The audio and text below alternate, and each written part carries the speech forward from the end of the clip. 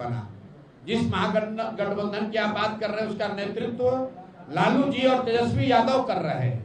ये लोग पिछले 15 साल 30-35 साल में 15 साल खुद मुख्यमंत्री रहे, 3 साल तेजस्वी यादव स्वयं से उप मुख्यमंत्री रहे। तो उन्होंने कितने रोजगार दिए हैं, बिहार की क्या दुर्दशा उन्होंने की है, ये प्रशांत किशोर को बताने की जरूरत नहीं है।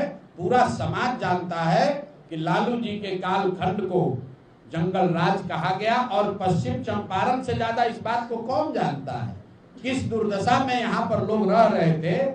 शायद देश का एकमात्र पूरे बस का यात्रियों के साथ अपहरण की घटना अगर मुझे ठीक याद है तो इसी जिला में लौरिया के पास हुई थी। क्या उस दौर को आप वापस लाना चाहते हैं? ये रोजगार मेला और कलम बांटना, किसी ने कहा कि तेजस्वी यादव कलम बांट रहे, तो हमने कहा भाई तेजस्वी यादव कलम वाले नहीं कट्टा वाले नेता हैं।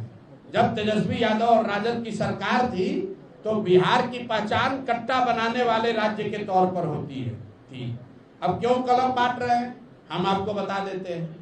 कोई जब आप सुनते हैं कहानी, शेर बूढ़ा हो जाता है, शिकार करने की क्षमता खत्म हो जाती है, तो सुने न सोना का कंगन दिखाता था। उसी तरह तेजस्वी यादव जैसे लोग कलम दिखाकर लोगों को भ्रमित करना चाहते हैं ताकि आप फंसिए। जिस दिन आपको फंसाकर सत्ता में आया तो अब उसका कैरेक्टर चरित्र नहीं बदला है, फिर आकर आपको खाएगा ही खाएगा, फिर यहाँ आकर रंगदारी अपहरण भ्रष्टाचार ही करेगा, और जनता उसमें फंसने वाली नहीं है।